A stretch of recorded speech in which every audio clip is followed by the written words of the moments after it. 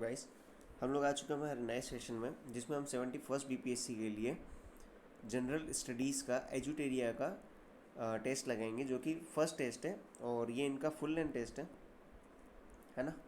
इनका full length test है, हम इसे सॉल्व करेंगे। आइए शुरू करते हैं। ठीक है, ये इंग्लिश मीडियम के लिए होता है फर्स्ट पेज इनका। आइए, फर्स्ट क्वेश्चन, हर्षवर्धन के शासनकाल के बारे में जानकारी के निम्नलिखित में से कौन से स्रोत हैं? नीचे दिए कूट का उपयोग करके सही उत्तर चुनें।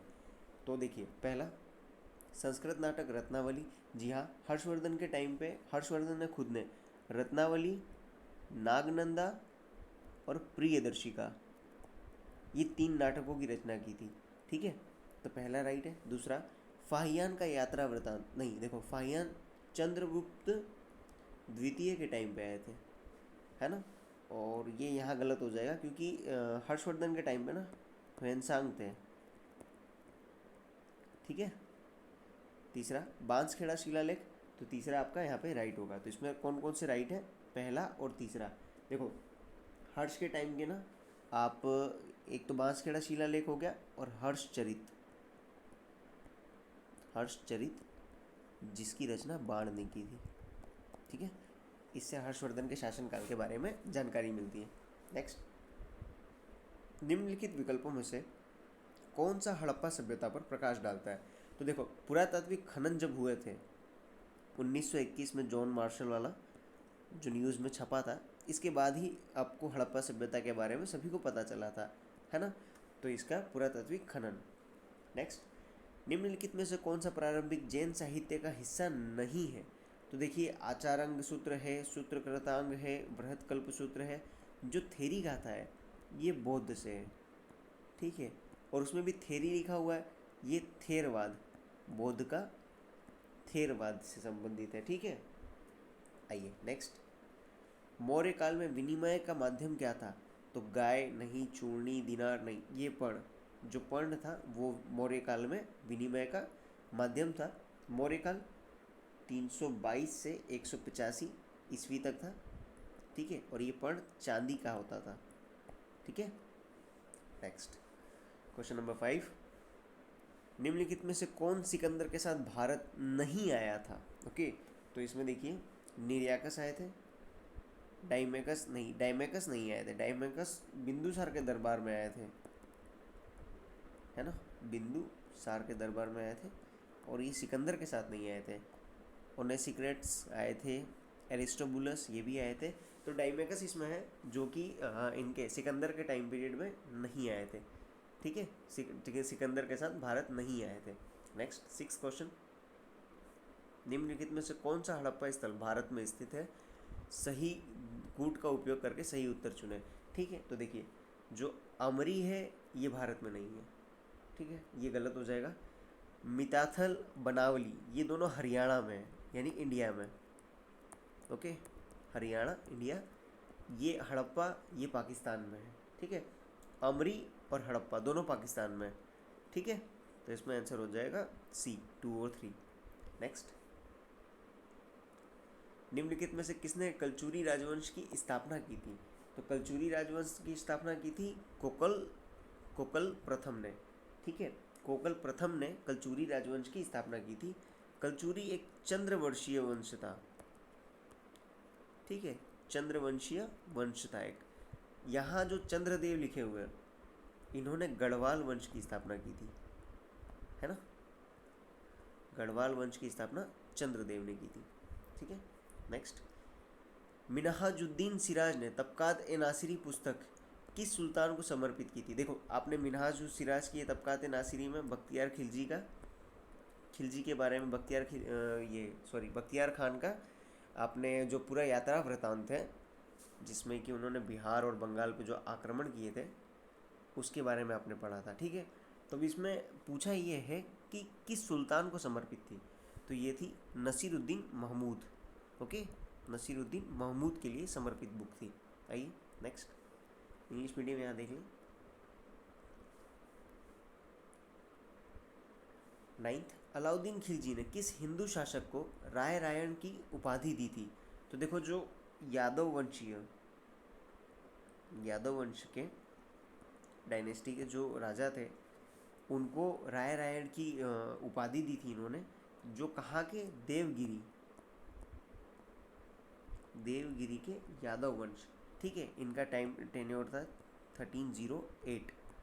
ओके, ये थे रामचंद्र देव, वीर बलाल, सुंदर पांड्य, प्रताप रुद्रदेव, इन तीनों ने आत्मसमर्पण किया था, बट अलाउद्दीन खिलजी ने इन्हें राय रायण की उपाधि नहीं दी थी। ठीक है, नेक्स्ट, मध्यकालीन भारत के ऐतिहासिक स्त्रोत में चकला शब्द का प्रयोग किया गया है। तो चकला शब्द का प्रयोग किया गया है, यह सूबा और परगना के बीच एक क्षेत्रीय इकाई थी, लेकिन सरकार का पर्यायवाची नहीं थी। ठीक है, इसका ये हो जाएगा। और मेनली ये शाहजहाँ के टेन्योर की बात हो रही है। ठीक है, शाहजहाँ के टाइम पे ये वर्ड इनके टर्म में था। ठीक है, औरंगजेब ने जजिया कर किस वर्ष पुनः लागू किया? तो औरंगजेब ने जजिया कर 1679 में वापस से इसे लागू किया था। ठीक है, जिसे 1720 में मोहम्मद शाह का जो टेन्योर था उसमें समाप्त कर दिया गया था, पूर्णतः वापस से समाप्त किया था। देखो, सबसे पहले तो अकबर ने समाप्त किया था, है ना, फिर औरंगजेब पुनः लाया, फिर 1720 में मोहम्मद शाह ने वापस से समाप्त कर दिया। ठीक है, जजिया कर क्या होता था ना, गैर मुस्लिम, मतलब कि Hindu, SC ST, lower caste, अलग, मतलब मुस्लिम नहीं हो आप, अगर मुस्लिम आप नहीं हो तो आपके ऊपर जजिया कर लगेगा। ओके, धर्म की बात हो रही थी, मैंने जो लोअर कास्टिज्म पे हो गया। ठीक है, नेक्स्ट, 1920 की खिलाफत समिति की बैठक किस शहर में हुई थी, जिसमें गांधी जी के असहयोग आंदोलन का नेतृत्व संभालने का अनुरोध किया गया था? ठीक है, तो देखो ये हुआ था इलाहाबाद में। 1920 की खिलाफत समिति की बैठक इलाहाबाद शहर में हुई थी, जिसमें गांधी जी से असहयोग आंदोलन का नेतृत्व संभालने का अनुरोध किया गया था। ओके, नेक्स्ट, 13, निम्नलिखित में से कौन सा आधुनिक भारतीय इतिहास की घटनाओं का सही कालानुक्रम इंगित करता है? तो देखिए, सबसे पहले मार्ले मिंटो हो जाएगा, जो कि ये रहा, सी आंसर होगा इसमें से, मार्ले मिंटो जो 1909। ओके, फिर जलियांवाला बाग 1919, गांधी इरविन समझौता 1931, अगस्त प्रस्ताव 1940। ठीक है, चलिए नेक्स्ट, किस स्वतंत्रता सेनानी ने लाठी और अखाड़ा क्लब की स्थापना की थी? देखो, देख के लग रहा है कि उग्र विचारधारा। ठीक, उग्र विचारधारा, और ये है बाल गंगाधर तिलक। खैर, उग्र विचारधारा, ये तीनों ही उग्र विचारधारा से संबंधित है जो ऑप्शन में दिए हुए हैं, बट इसकी स्थापना बाल गंगाधर तिलक ने की थी। ठीक है, नेक्स्ट, निम्नलिखित को कालानुक्रमिक क्रम में व्यवस्थित करें। ओके, देखिए, फॉरवर्ड ब्लॉक, अगस्त प्रस्ताव, आज़ाद हिंद फौज का गठन, मुस्लिम लीग द्वारा मुक्ति दिवस। तो फॉरवर्ड ब्लॉक 1939, अगस्त प्रस्ताव 1940, नहीं सॉरी, ये 1942 वाला है, 8 अगस्त 1942। ओके, आज़ाद हिंद फौज का गठन 1942, और फिर मुस्लिम लीग द्वारा मुक्ति दिवस 1939। देखिए, अब यहाँ पे है ना, ईयर सेम हो गए, अब यहाँ पे डेट मायने रखेगी। तो फॉरवर्ड ब्लॉक की मई 1939 में, अगस्त प्रस्ताव अगस्त 1942 में, और फिर आज़ाद हिंद फौज ये 1 4 2 3, ये अगस्त, ये लेट हुआ था, अगस्त के बाद था, ये दिसंबर या नवंबर का टाइम पीरियड की बात थी, है ना। और फिर आ गए अपन 1939, ये मई से पहले की बात है, 1939, जब सेकेंड वर्ल्ड वॉर के टाइम पे कांग्रेस ने इस्तीफा दे दिया था ना, तब मुस्लिम लीग द्वारा ये मुक्ति दिवस मनाया गया था। तो इसका आंसर हो जाएगा सी। ठीक है, पहले कौन सा आएगा? पहले फॉरवर्ड ब्लॉक 1939 मई, एंड देन 4 मुस्लिम लीग द्वारा मुक्ति दिवस, देन 2 अगस्त प्रस्ताव 1942 अगस्त में, फिर आज़ाद हिंद फौज का गठन 1942 दिसंबर के समथिंग। ओके, ये सॉरी, फोर्थ वाला मैंने गलत बता दिया, है ना, 1939 मई के बाद हुआ था ये। ठीक है, आइए 16 क्वेश्चन, भारत सरकार ने अकाल को रोकने और अकाल पीड़ितों की मदद के लिए अकाल संहिता कब लागू की गई थी? तो देखो, सबसे पहले तो ये हो गया कि क्या कहते हैं अपने, जो अकाल आया था तो उसके लिए फर्स्ट आयोग कब बनाया था? 1880 में फर्स्ट आयोग बनाया। उसके बाद उन्होंने एक संहिता बनाई और वो 1883 में लागू की गई थी। ठीक है, नेक्स्ट, ये इंग्लिश मीडियम के लिए। आइए नेक्स्ट क्वेश्चन, क्वेश्चन नंबर 17। 1765 में दीवानी के अधिकार मिलने के बाद अंग्रेज पहली बार किस पहाड़ी जनजाति के संपर्क में आए थे? तो देखिए, जब 1765 में दीवानी के अधिकार मिले थे, इसके बाद खासी जनजाति के संपर्क में आए थे लोग 1765 के टाइम पे। ठीक है, 18वां, वर्ष 1932 में अखिल भारतीय कांग्रेस कमेटी को निम्नलिखित में से एक आदेश पारित कर अवैध घोषित कर दिया गया था। वह आदेश था, वो था अवैध संघ का अध्यादेश 1932 में। ठीक है, जनवरी 1932 में डीएम का एक सिविल डिसोबीडियंस मूवमेंट, सविनय अवज्ञा आंदोलन के टाइम पे इन्हें एक अवैध संघ अध्यादेश के जरिए अवैध घोषित कर दिया गया था। नेक्स्ट, निम्नलिखित में से किसने 1902 ईस्वी में अखिल भारतीय दलित वर्ग महासंघ की स्थापना की थी? तो देखिए, इसकी स्थापना की थी भीमराव अंबेडकर, है ना। भीमराव अंबेडकर ने इसकी स्थापना की थी इन लोगों को एकजुट करने के लिए, दलित लोगों को एकजुट करने के लिए। ठीक है, अब यहाँ देखिए महात्मा गांधी दिया हुआ है। महात्मा गांधी ने हरिजन संघ की स्थापना की थी। ठीक है, हरिजन संघ की स्थापना की थी 1932 में। ओके, ज्योतिबा फुले करंट में थे, तो इन्होंने सत्यशोधक समाज की, सत्यशोधक की 1873 में स्थापना की थी। ओके, तो इसका आंसर हो जाएगा ऐसे सी। नेक्स्ट, बिहार में कौमी सेवक दल का गठन किस वर्ष हुआ था? तो बिहार में कौमी सेवक दल का गठन हुआ था 1921 में। ठीक है, और ये इसको ना बाद में बैन कर दिए थे, बैन कर दिए थे। क्यों? क्योंकि ये सिविल डिसओबीडियंस मूवमेंट के लिए लोगों को संगठित कर रहा था, तो इसे अंग्रेजों द्वारा बैन कर दिया गया था। Okay, next, question number 21। British Bharat में अकाल के संबंध में सुझाव देने के लिए निम्नलिखित में से कौन सा आयोग गठित किया गया था? तो देखो, सबसे पहले हम इनकी डेट्स देख लेते हैं कि कौन सा किस वर्ष किस समय पे हुआ था। ठीक है, तो स्ट्रेची आयोग हुआ था 1880 में, है ना। स्ट्रेची आयोग 1880 में, और ये हुआ था लिटन के टाइम पे, लिटन के कार्यकाल में इसकी स्थापना की गई थी। ओके, नेक्स्ट, लोयल आयोग ये हुआ था 1897, एल्गिन, लॉर्ड एल्गिन के टाइम पे, एल्गिन द्वितीय के टाइम पे इसकी स्थापना की गई थी, है ना। नेक्स्ट, मैकडोनल्ड आयोग, इसकी स्थापना की गई थी 1900 में, कर्जन के टाइम पे। ठीक है, तब पूछा क्या है कि इनके संबंध में आयोग गठित किए गए थे, तो इसका आंसर हो जाएगा डी। ये तीनों ही अकाल के संबंध में थे। ठीक है, आइए नेक्स्ट क्वेश्चन 22। किस युद्ध में मैसूर, मराठा, हैदराबाद के निज़ाम ने मिलकर अंग्रेजों के खिलाफ लड़ाई लड़ी थी? याद रखना, अंग्रेजों के खिलाफ लड़ाई लड़ी थी। ठीक है, तो ये जो पहला एंग्लो मैसूर युद्ध था ना, जिसका टाइम पीरियड था 1767 से 69 तक, और इनका नेतृत्व किया था हैदर अली ने। हैदर अली ने अपनी कूटनीति से इन तीनों को अपने साथ मिला लिया था। पहले अंग्रेजों ने इनसे समझौता किया था, फिर इसके बाद हैदर अली ने कूटनीति दिखाते हुए इन्हें अपनी तरफ ले लिया और अंग्रेजों के खिलाफ युद्ध किया। ओके, नेक्स्ट, क्रांतिकारी गतिविधियों से संबंधित समाचार पत्रों की गलत जोड़ी को पहचानना है। ओके, जमींदार जफर अली खान, ये राइट है। भवानी मंदिर, बरिंद्र कुमार घोष, राइट है। फ्री हिंदुस्तान, तारकनाथ दास, राइट है। संध्या, सचिंद्र नाथ सान्याल, नहीं, ये गलत हो जाएगा। संध्या लिखा था ब्रह्म बांधव चट्टोपाध्याय ने। ओके, ब्रह्म बांधव चट्टोपाध्याय ने लिखा था संध्या, और सचिंद्र नाथ सान्याल ने लिखा था बंदी जीवन, जो कि एक बहुत ही फेमस बुक है, और बहुत सी बार PYQs में आपको ये बुक का देखने को मिलेगा जिक्र, और ये 1922 के दौरान लिखी गई थी, है ना। तो यहाँ आंसर डी हो जाएगा। नेक्स्ट 24। लॉर्ड मेयो के बारे में निम्नलिखित कथनों पर विचार कीजिए। पूछा है कौन से सही है। ओके, तो पहला, लॉर्ड मेयो भारत के 5वें वायसराय थे? नहीं, लॉर्ड मेयो भारत के 4th वायसराय थे।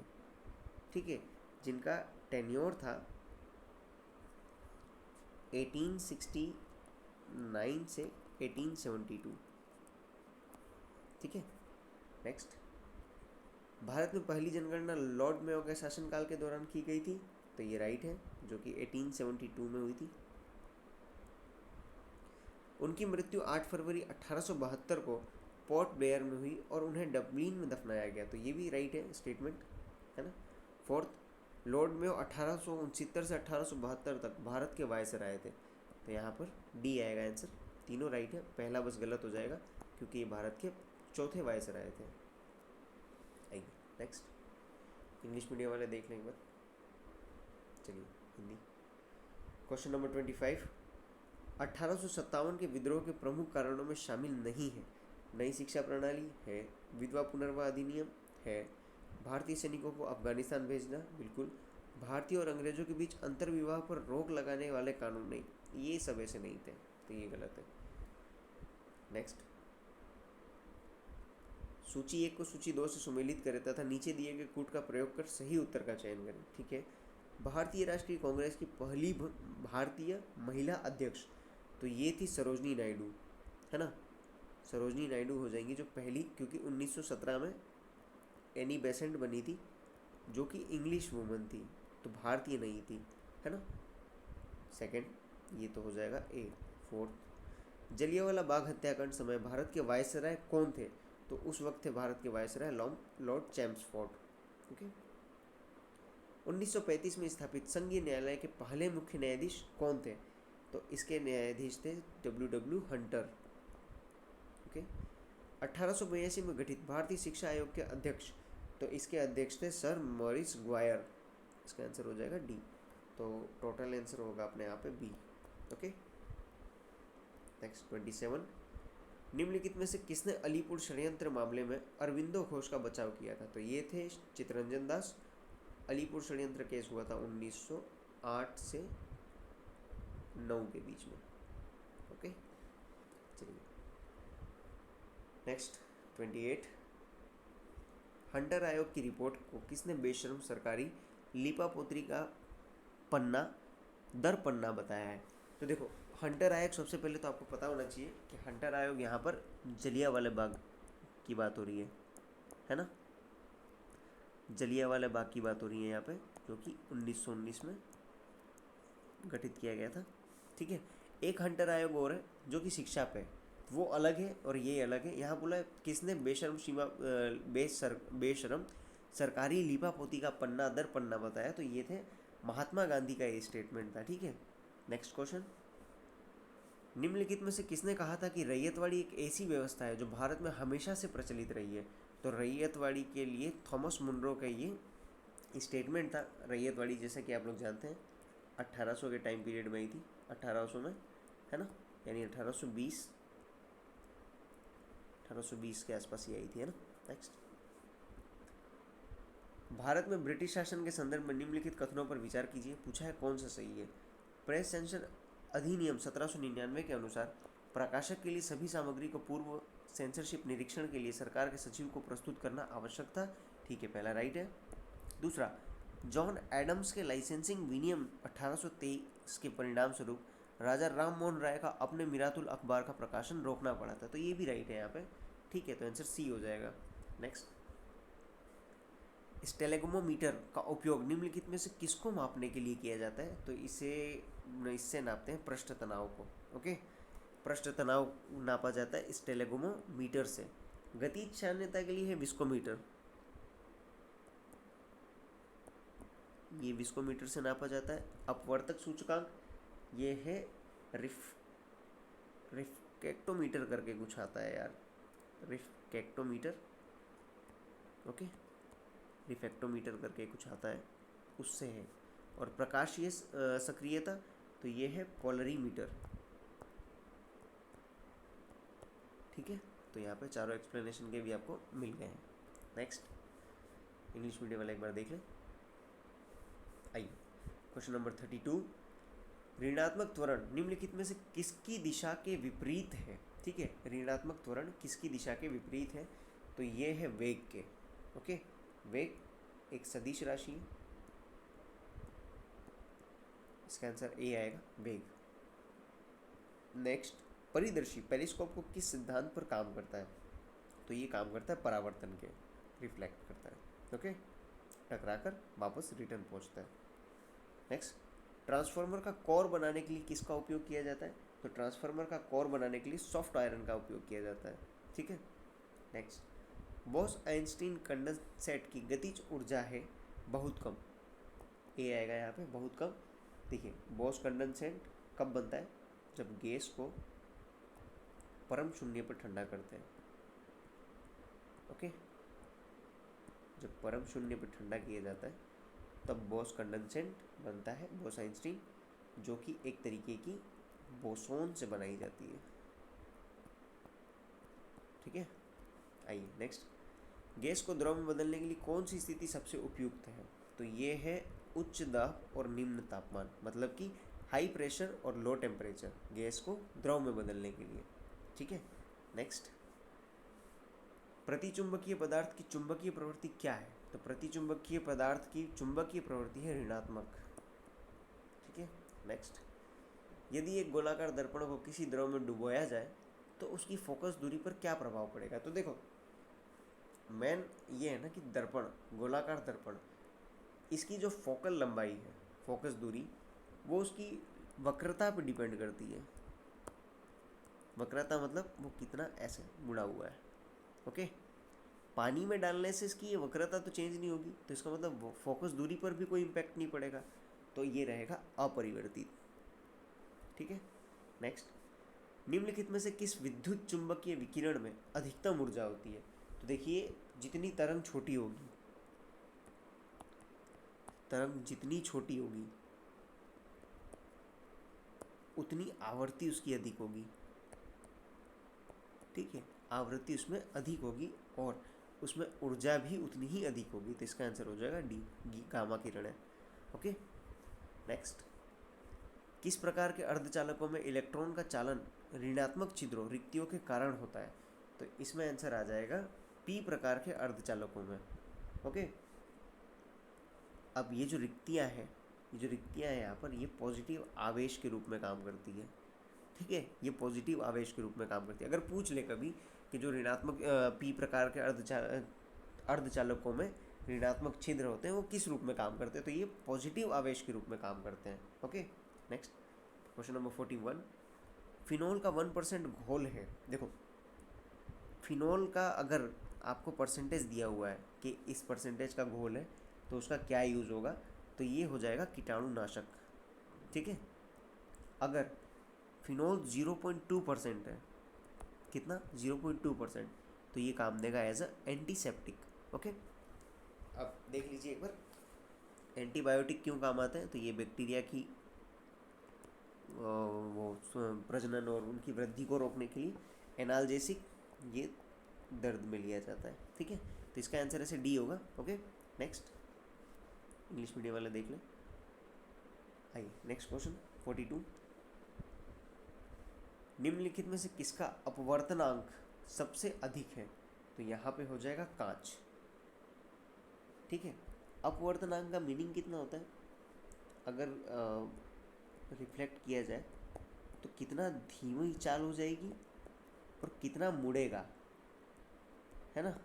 मान लो आप प्रकाश को कहीं ट्रैवल करा रहे हो तो वो कितना धीमा हो जाएगा और वो कितना बेंड होगा, वो उसका अपवर्तनांक बताएगा। तो कांच में ये ज़्यादा, यानी उसकी स्पीड जो है धीमी हो जाएगी और ज़्यादा वक्रता प्रदर्शित करेगा, ठीक है, मतलब मुड़ेगा। नेक्स्ट 43, पायरेक्स ग्लास को अधिक मजबूत बनाने के लिए इसमें निम्नलिखित में से क्या मिलाया जाता है? तो पायरेक्स ग्लास को मजबूत बनाने के लिए मिलाया जाता है बोरेक्स, जिसे हम सोडियम टेट्राबोरेट कहते हैं, ओके। नेक्स्ट, निम्नलिखित में से कौन सा गुण आवर्त सारणी में तत्वों की स्थिति के अधीन नहीं है? तो ये है तत्व का रंग, ठीक है। जो तत्व का रंग होता है ना, वो उसके इलेक्ट्रॉनिक विन्यास और क्रिस्टल क्षेत्र पर डिपेंड करता है, उसकी स्थिति पे नहीं, ठीक है। नेक्स्ट 45, सूची 1 सूची 2 से सुमेलित करेंगे। पूछा क्या है? CNG सीएनजी कौन, यानी सीएनजी क्या, किस चीज़ का मुख्य घटक, क्या कंपोजिशन है उसका, ये पूछा है। तो सीएनजी में होता है मीथेन, इथेन और हाइड्रोजन। तो ए हो जाएगा, ये 3 वाला मिक्स होगा, ठीक है।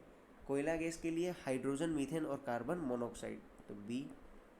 एलपीजी में क्या क्या होता है, प्रोपेन और ब्यूटेन, सी यहाँ पे आ जाएगा। जल गैस में कार्बन मोनोऑक्साइड और हाइड्रोजन, तो आंसर हो जाएगा सी। नेक्स्ट 46, प्रोटियम में कितने न्यूट्रॉन मौजूद होते हैं। प्रोटियम सबसे पहले तो क्या होता है, हाइड्रोजन का समस्थानिक, ऐसे डिनोट करेंगे इसे, है ना, हाइड्रोजन का समस्थानिक। अब रासायनिक व्यवहार पर इफेक्ट नहीं करता है, पहली चीज़, न्यूट्रॉन कभी भी रासायनिक व्यवहार पर इफेक्ट नहीं करता है, और प्रोटियम में न्यूट्रॉन होता है 0। ओके। नेक्स्ट, निम्नलिखित में से कौन सा नीला लिटमस को लाल कर देगा। देखिए आपने ये पढ़ा होगा, नील शालीन, ठीक है, मतलब अम्ल नीले को लाल में परिवर्तित करता है, क्षार लाल को नीले में परिवर्तित करता है। तो क्या बोला है, नीले को लाल में, इसका मतलब कि अम्ल होना चाहिए, और सिर का अम्ल है, ठीक है। नेक्स्ट, कैलेमाइन एक खनिज है जिसका रासायनिक सूत्र है, तो कैलेमाइन का रासायनिक सूत्र हो जाएगा ZnCO3, और इसे कहेंगे जिंक कार्बोनेट। क्या कहेंगे, जिंक कार्बोनेट, ठीक है। नेक्स्ट, सूची 1 को सूची 2 से मिलाना है। पूछा क्या क्या है, क्रैकिंग, प्रगलन, हाइड्रोजनीकरण, वल्नीकरण, यानी ये ना कि किस चीज़ का आप इन प्रोसेस से गुजारते हैं, ठीक है। इन चीज़ों में से किस में क्या क्या प्रोसेस यूज होता है, ठीक है। तो देखो, क्रैकिंग होता है पेट्रोलियम के लिए, ओके। प्रगलन, प्रगलन तांबा को पिघलाते हैं, बी। हाइड्रोजनीकरण, तो ये तो खाद्य वसा के लिए हो गया। वल्कनीकरण, ये रबड़ के लिए हो गया, ओके। तो इसका आंसर हो जाएगा बी। नेक्स्ट, इंग्लिश मीडियम एक बार देख लें। क्वेश्चन नंबर 50, स्थिर तापमान पर किसी गैस के निश्चित द्रव्यमान का आयतन कम करने पर दाब बढ़ेगा, ठीक है। ये कैसे बढ़ेगा, आपने बॉयल का लॉ पढ़ा होगा। बॉयल का लॉ कहता है दाब आयतन के व्युत्क्रमानुपाती होता है, मतलब अगर आयतन बढ़ेगा दाब घटेगा, दाब बढ़ेगा तो आयतन घटेगा, ठीक है। नेक्स्ट, वह सबसे छोटा जीव कौन सा है जो अपने आप विकसित और प्रजनन करने में सक्षम है। तो ये है माइकोप्लाज्मा, जो कि खुद एक बैक्टीरिया है, खुद एक बैक्टीरिया है, और इसमें कोशिका भित्ति नहीं होती है, ठीक है। नेक्स्ट, 52, फूल का प्रजनन भाग कौन सा है। तो फूल का प्रजनन भाग है पुंकेसर और अंडप, ठीक। नेक्स्ट, शरीर की वृद्धि और नई कोशिकाओं के निर्माण के लिए सबसे आवश्यक पोषक तत्व है, तो ये है प्रोटीन। हम खुद भी प्रोटीन लेते हैं कि बॉडी मसल बिल्डअप होगा, है ना, मसल्स बिल्डअप के लिए। नेक्स्ट, नींद की बीमारी किस जानवर के कारण होती है। तो नींद की बीमारी होती है ट्रिपेनोसोमा, ओके।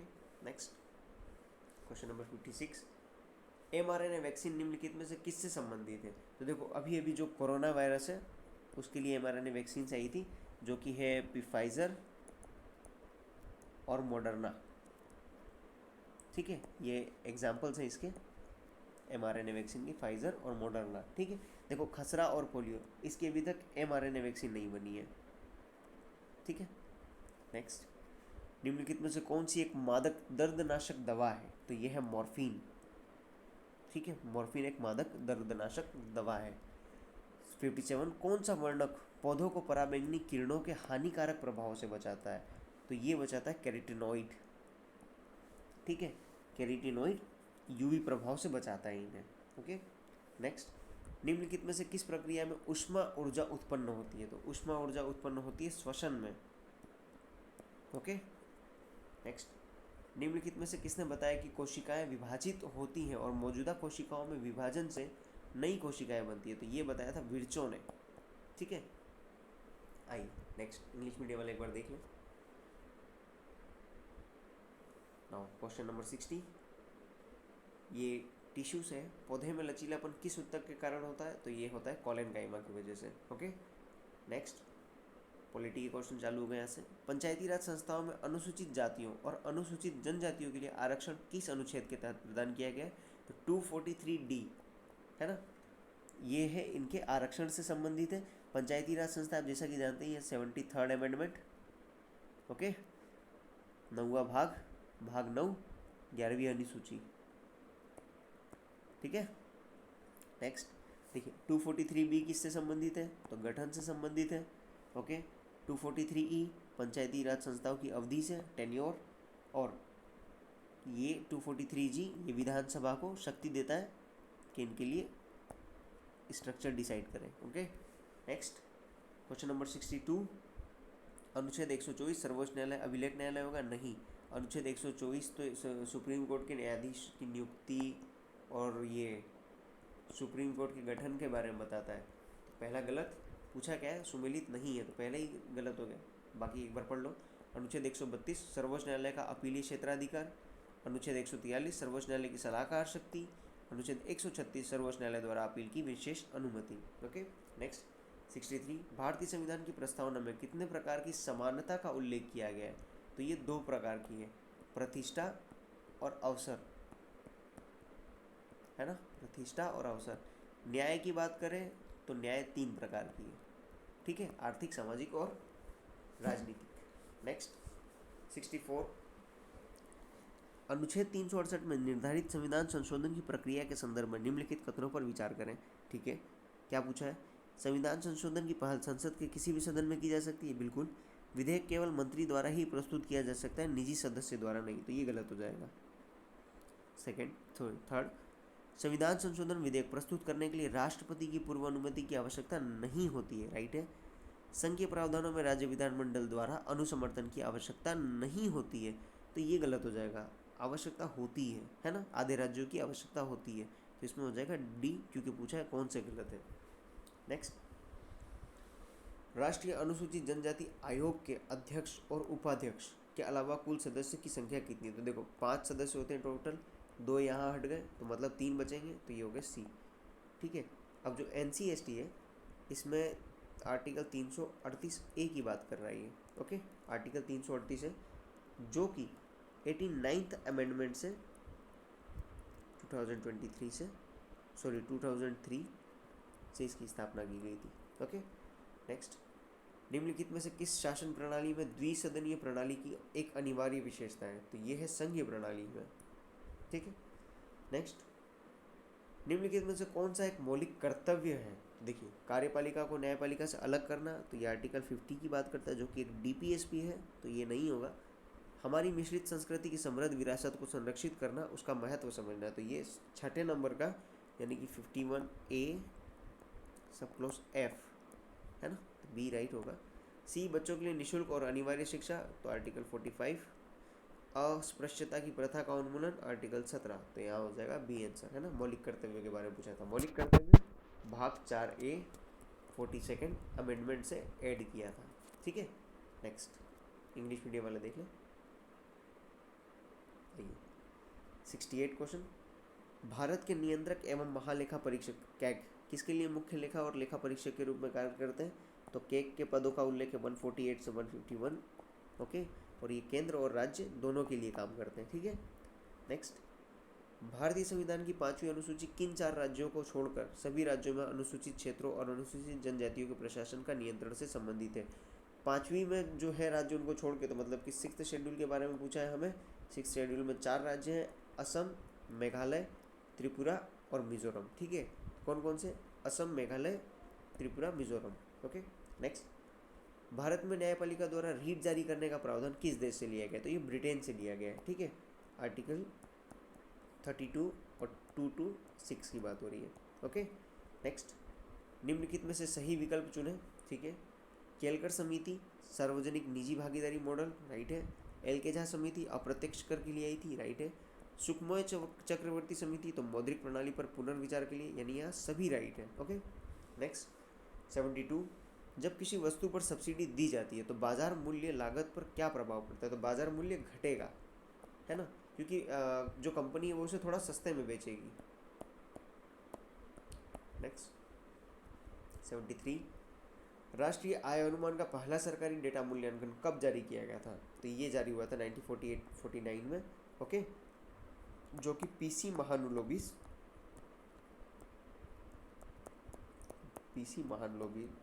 के नेतृत्व में हुआ था, ठीक है। नेक्स्ट 74, गिनी गुणांक या गिनी अनुपात अर्थव्यवस्था में निम्नलिखित में से किस माप से संबंधित हो सकता है? तो ये है आय असमानता से, जिसमें 0 है पूर्ण समानता, पूर्ण इक्वालिटी, और 1 है पूर्ण असमानता, ठीक है। नेक्स्ट, निम्नलिखित में से कौन सा युग्म सही ढंग से सुमेलित नहीं है? तो क्या है? 75 में अल्फ्रेड मार्शल सीमांत उपयोग सिद्धांत, राइट है। जे.एम. किन्स ब्याज की तरलता वरीयता सिद्धांत, राइट है। कार्ल मार्क्स अधिशेष मूल्य सिद्धांत, ये भी राइट है। अमर्त्य सेन जो कि गरीबी का दुष्चक्र, नहीं, ये गलत है, गरीबी का दुष्चक्र दिया था रागनर नरकसे ने, ओके, गरीबी का दुष्चक्र सिद्धांत रागनर नरकसे ने दिया था, ठीक है। नेक्स्ट 76, संतुलित विकास सिद्धांत के अनुसार अविकसितता का प्राथमिक कारण क्या है? तो ये है गरीबी का दुष्चक्र। ए, संतुलित विकास सिद्धांत के अनुसार अविकसितता का प्राथमिक कारण क्या है? तो ये है गरीबी का दुष्चक्र। गरीबी का दुष्चक्र क्या है? एक आदमी अगर गरीब शुरुआत से है तो वो अपने ना बच्चों को पढ़ा पाएगा, ना उन्हें ढंग से स्वास्थ्य दे पाएगा, ना उन्हें शिक्षा दे पाएगा, तो वो भी आगे चल के इसी जाल में फंसे रहेंगे और ये साइकिल ऐसे चलता रहेगा, तो डेवलपमेंट नहीं हो पाएगा एक तरीके से, है ना। नेक्स्ट 77, आर्थिक सर्वेक्षण रिपोर्ट वित्त मंत्रालय के किस विभाग द्वारा जारी किया जाता है? तो ये जारी किया जाता है आर्थिक मामलों का विभाग। बजट से एक दिन पहले जारी होता है ना, इकोनॉमिक सर्वे। जैसे अगर अभी 2025-26 का बजट आया है ना, तो ये आता है जो उस साल 2024-25 में जो परफॉर्मेंस रहा है उसे बताता है, ओके। नेक्स्ट, इंग्लिश मीडियम वाले देख लें। आइए, क्वेश्चन नंबर 78, भारतीय मानव विकास रिपोर्ट हर साल गाँव के लिए निम्नलिखित नहीं देती है। तो ये बेरोजगारी से संबंधित सूचकांक नहीं देता है, बाकी बुनियादी ढांचा सुविधाएं सूचकांक, शिक्षा से संबंधित सूचकांक, स्वास्थ्य से संबंधित सूचकांक, ये सब आता है, बट बेरोजगारी से संबंधित सूचकांक नहीं आता है, तो इसमें आंसर डी हो जाएगा, ओके।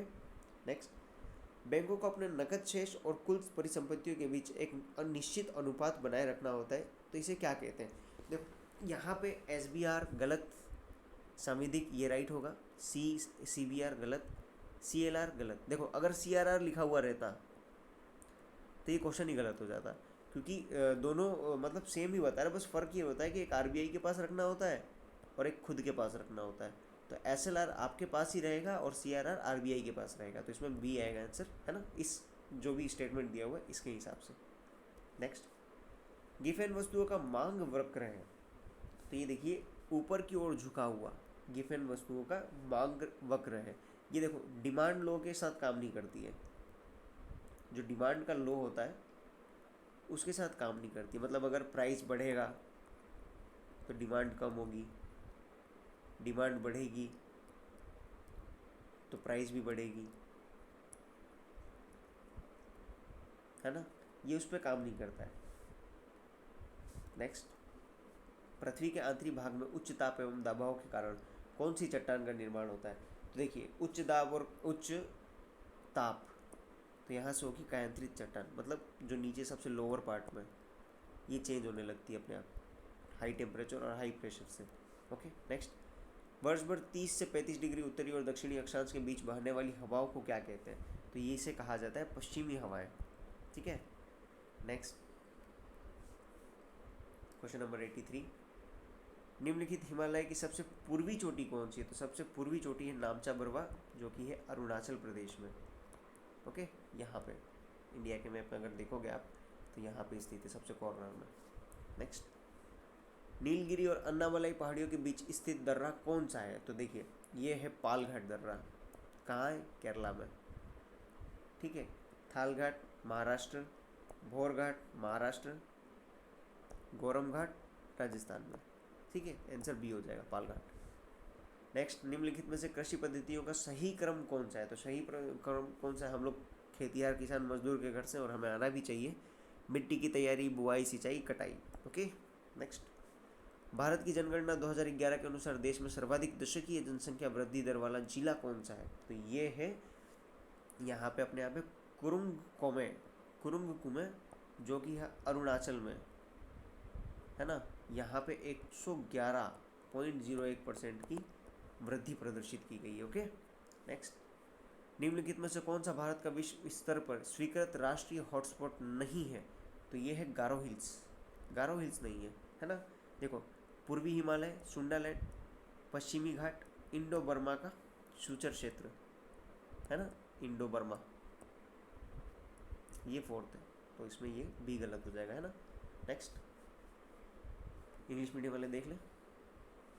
आइए नेक्स्ट 88, निम्नलिखित में से कौन सा सर्वाधिक स्थिर पारिस्थितिक तंत्र है? तो ये हो जाएगा समुद्री पारिस्थितिक तंत्र सबसे स्थिर है ना। नेक्स्ट, हमारे सौरमंडल से संबंधित निम्नलिखित कथनों पर विचार कीजिए। बिल्कुल, क्या है? सप्तऋषि बिग बियर तारामंडल का एक हिस्सा है, ठीक है। बिग बियर को उर्सा मेजर भी कहा जाता है, ये भी राइट है। क्षुद्र ग्रह बेल्ट मंगल और पृथ्वी की कक्षाओं के बीच स्थित है, तो देखो ये गलत है, पृथ्वी नहीं है, बृहस्पति है। ओके, तो तीसरा गलत हो जाएगा। चौथा, सबसे बड़ा क्षुद्र ग्रह सीरिस है, तो ये भी राइट है। तो 1, 2 और 4 डी सही पूछा है ना। नेक्स्ट, बेगा जनजाति मुख्यतः निम्नलिखित में से किस राज्य में पाई जाती है? अभी अभी करंट अफेयर में थी ये बेगा जनजाति, तो ये है मध्य प्रदेश में। ओके, नेक्स्ट, भूमध्य रेखा निम्नलिखित में से किस देश से होकर गुजरती है? तो भूमध्य रेखा निकलती है ऐसे, देखिए लाइन से, यहाँ तक गैबोन, मालदीव और Brazil. Okay, next, question number 92, Namib रेगिस्तान कहाँ स्थित है? तो यह है अफ्रीका में, ठीक है। नेक्स्ट, सूची 1 को सूची 2 से सुमेलित कीजिए, ठीक है। क्या पूछा है?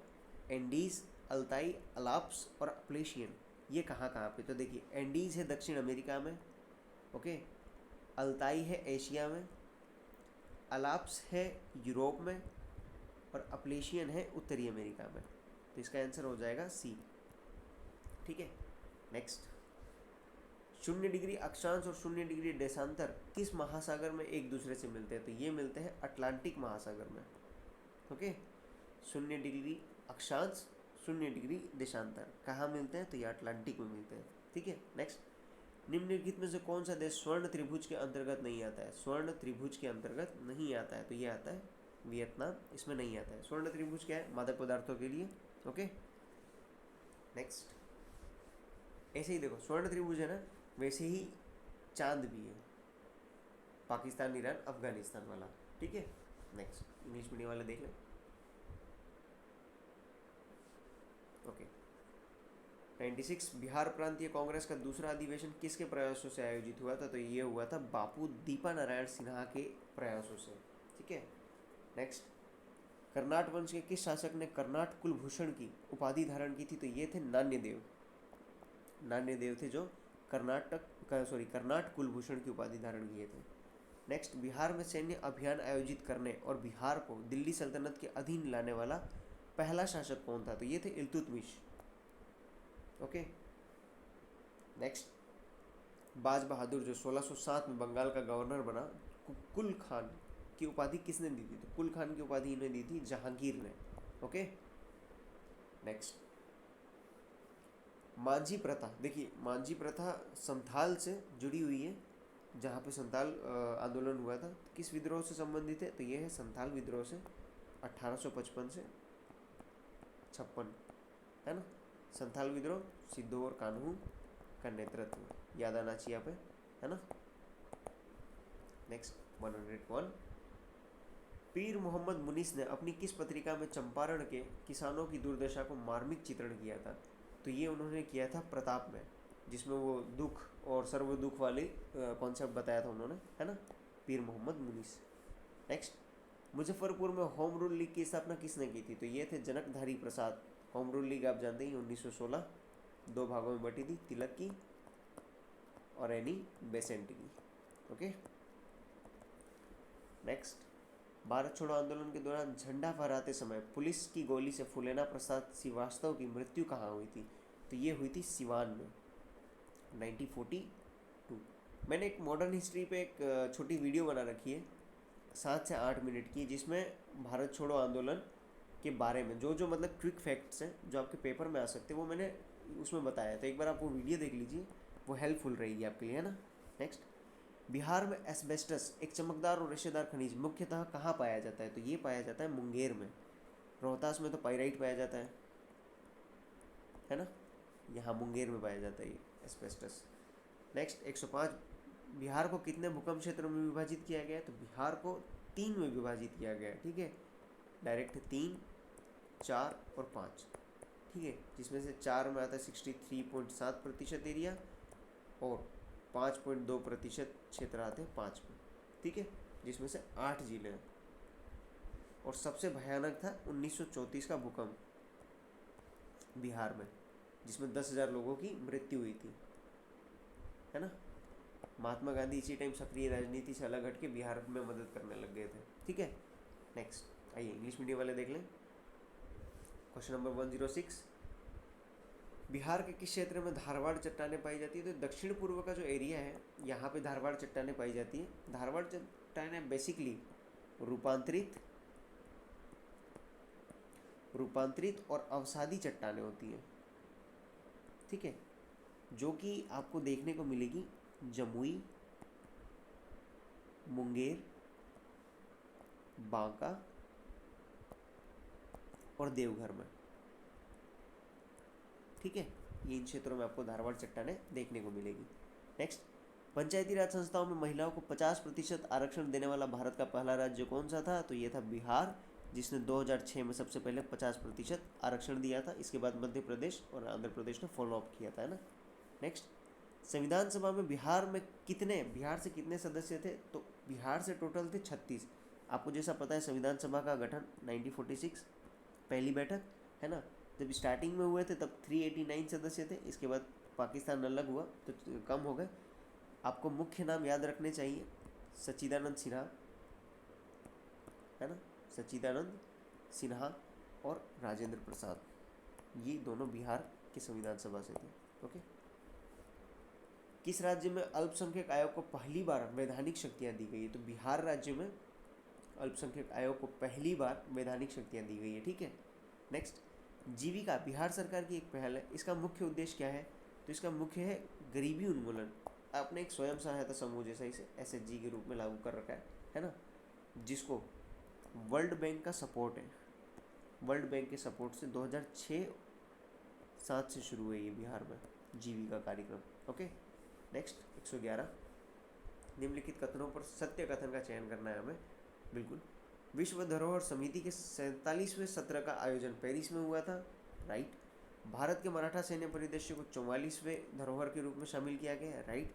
इसमें 11 मराठा सैन्य परिदृश्य शामिल है तो नहीं, 12, टोटल 12 है। एक जिंजी का किला है जो कि तमिलनाडु में है ना, जिंजी का किला तमिलनाडु, बाकी सभी महाराष्ट्र में, ठीक है। तो इसमें हो जाएगा राइट ए।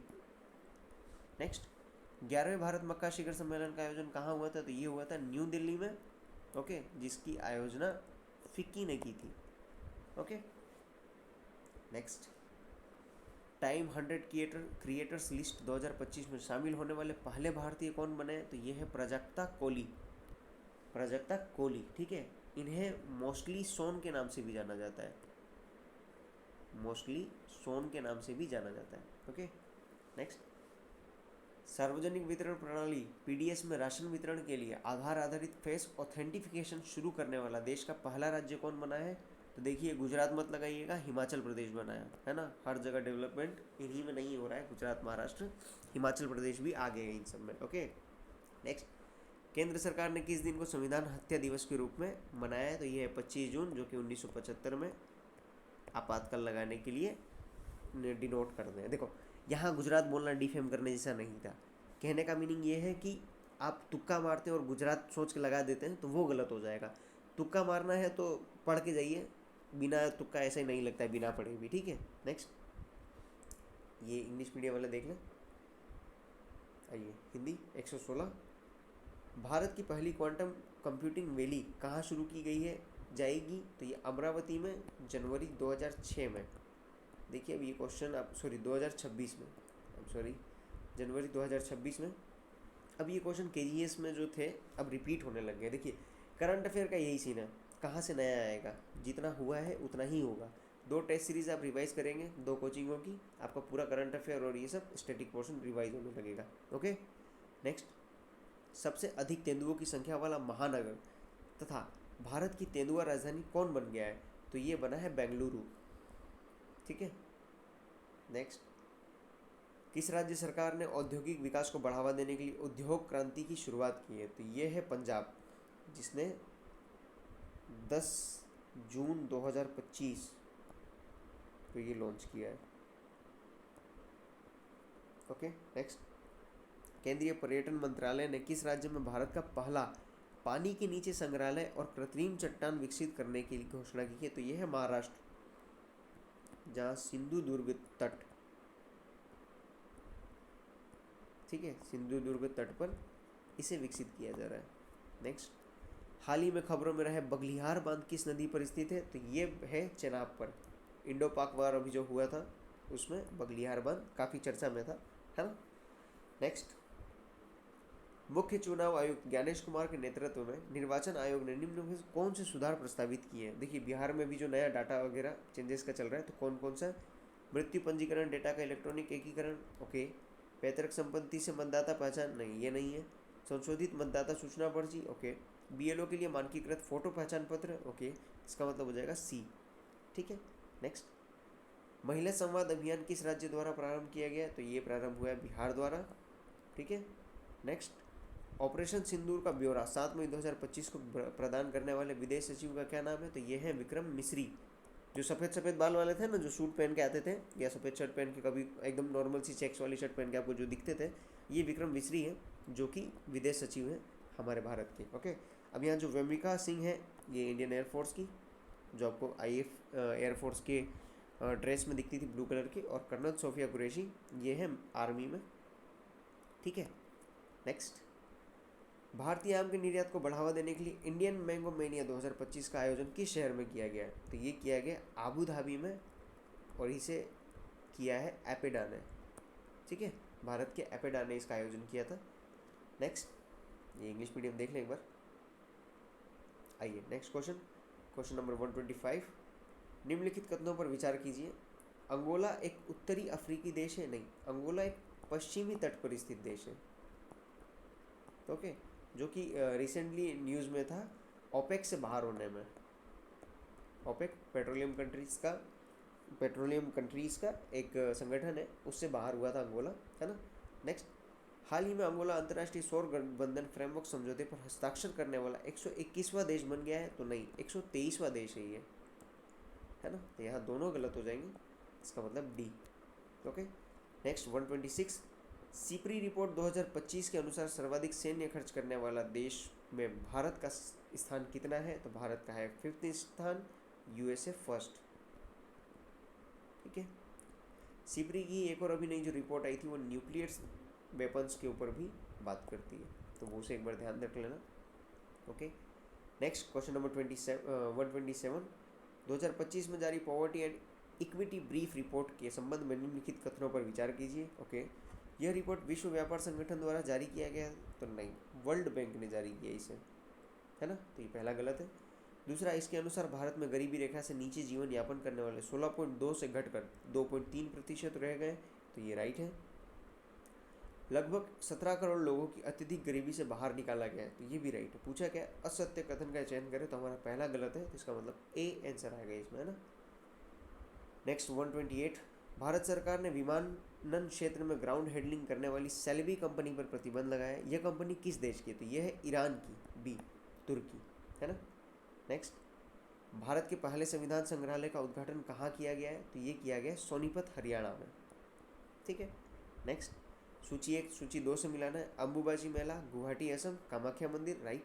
खीर भवानी मंदिर उत्सव जम्मू कश्मीर राइट। खुबानी फूल उत्सव उत्तराखंड, नहीं, ये लद्दाख में मनाया जाता है, तो ये गलत। चापचारकूट त्यौहार मिजोरम राइट। ठीक है, नेक्स्ट 131, केंद्रीय बजट 2025-26 को पेश करते समय कोट किया गया कथन, कोई देश केवल उसकी मिट्टी से नहीं बल्कि देश उसके लोगों से है, यह किसका है? तो ये कथन है गुरजादा अप्पा राव, जो कि एक तेलुगु कवि है। आपने अभी स्पेशल ऑप्स 2 भी देखी होगी, तो उसमें भी जो विलन का रोल निभाता है वो भी इस टाइप का ही कोट करता है, तो ये सेम है ना दोनों। नेक्स्ट, इंग्लिश मीडियम वाले देख लें एक बार। आइए क्वेश्चन नंबर 132, केंद्रीय बजट 2025-26 में विकसित भारत के लिए 6 व्यापक सिद्धांत प्रस्तुत किए हैं, निम्नलिखित में से कौन सा इसमें शामिल नहीं है? तो देखिए, इसमें शामिल नहीं है गरीबी से मुक्ति है, 100% अच्छे स्तर की स्नातकीय शिक्षा नहीं, इसे शामिल नहीं किया गया, कुशल कामगार के साथ सार्थक रोजगार ये है, आर्थिक गतिविधियों में 70% महिलाएं ये भी है, इसमें बी आंसर हो जाएगा, है ना। नेक्स्ट, केंद्रीय बजट 2025-26 में खर्च होने वाले शीर्ष 4 मद को अवरोही क्रम में व्यवस्थित करेंगे हम। ठीक है, तो देखिए, ब्याज अदायगी 20% खर्च, करों और शुल्क में राज्यों का हिस्सा 22% खर्च, केंद्रीय क्षेत्र की योजना 16% ले जाती है ये, और रक्षा 8%। ओके, पूछा क्या है? अवरोही क्रम में, तो ये आएगा, सबसे पहले आएगा 22%, सेकेंड 20%, थर्ड आएगा 16% और फोर्थ आएगा 8%। ठीक है, तो आंसर हो जाएगा हमारा सी। नेक्स्ट, केंद्रीय बजट 2025-26 में घोषित भारत ट्रेड नेट का मुख्य उद्देश्य क्या था? तो भारत ट्रेड नेट का मुख्य उद्देश्य है अंतर्राष्ट्रीय व्यापार हेतु डिजिटल सार्वजनिक अवसंरचना स्थापित करना। ओके, नेक्स्ट 135, केंद्रीय बजट 2025-26 में निम्नलिखित कथनों पर विचार करें तथा सत्य कथन का चयन करें। ओके, नई कर व्यवस्था के अंतर्गत वेतनभोगी करदाताओं के लिए आयकर छूट की सीमा 12.75 लाख रुपए होगी। ओके, 24 लाख रुपए से अधिक आय पर 30% आयकर देना होगा, ये सभी के लिए, तो इस पर सी आ जाएगा, है ना। देखो, 12 लाख तक तो टैक्स लगाया है, बट इन्होंने रीबेट मिल जाता है ना, रीबेट मिलता है आपको आयकर अधिनियम के तहत, ये याद रखना। ओके, 136, आर्थिक सर्वेक्षण 2024-25 के अनुसार वित्तीय वर्ष 2025-26 में अपेक्षित जीडीपी में वृद्धि कितनी है? तो ये है 6.3 से 6.8%। ओके, नेक्स्ट, आर्थिक सर्वेक्षण 2024-25 के अनुसार असत्य कथन का चयन करें। तो क्या है? वैश्विक सेवा निर्यात में भारत का स्थान 7 है, राइट। सीमेंट उत्पादन में भारत का स्थान 3रा है, नहीं, गलत, सेकेंड है। निर्माण सेवाओं में भारत का स्थान 8 है, ओके। वस्त्र और परिधान के निर्यात में भारत का स्थान 6 है, तो राइट, इसमें बी गलत होगा, ओके, असत्य पूछा है। नेक्स्ट, 138, आर्थिक सर्वेक्षण 2024-25 के अनुसार निम्नलिखित कथनों पर विचार कीजिए। ओके, वित्तीय वर्ष 2020-21 से वित्तीय वर्ष 2023-24 में राजकोषीय घाटे में लगातार कमी आई है। ठीक है, राइट है ये स्टेटमेंट।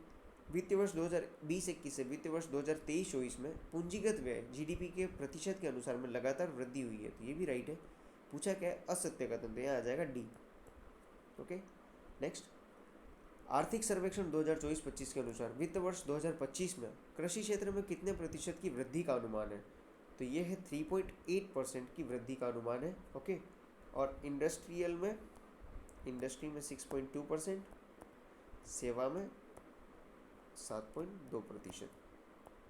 इंपॉर्टेंट डाटा, याद रखें इसे। ठीक है, इंग्लिश मीडियम वाले देख लें एक बार। नेक्स्ट, क्वेश्चन नंबर 140, भारत की स्थापित उत्पादन क्षमता क्रम में व्यवस्थित करें, और पूछा है इसको ऊर्जा क्षेत्र वाले को घटते क्रम में बताना है ना।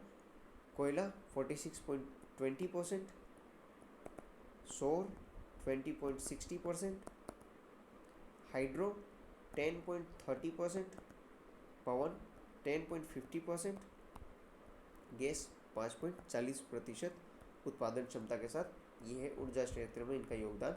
अब इन्हें व्यवस्थित करना है घटते क्रम में, तो इसका आंसर हो जाएगा सी, 1, 2, 4, 3, 5। ओके, आइए अब यहाँ से मैथ्स के क्वेश्चन है, आप लोग खुद सॉल्व कीजिएगा। मैं आंसर बता देता हूँ। 141 का बी, 142 का बी, 143 का बी, 144 का बी, 145 का ए, 146 का बी। ओके, नेक्स्ट 147 का ए, 148 का डी, 149 का ए, 150 का B. Okay, thank you guys, यहीं से हमारा टेस्ट पूरा कंप्लीट होता है। ओके, अब आप मुझे कम से कम कमेंट में रिव्यू दीजिए कि हमें और क्या सुधार करने चाहिए, और आपको कैसे टेस्ट चाहिए और किस कोचिंग के टेस्ट चाहिए, है ना। Thank you guys.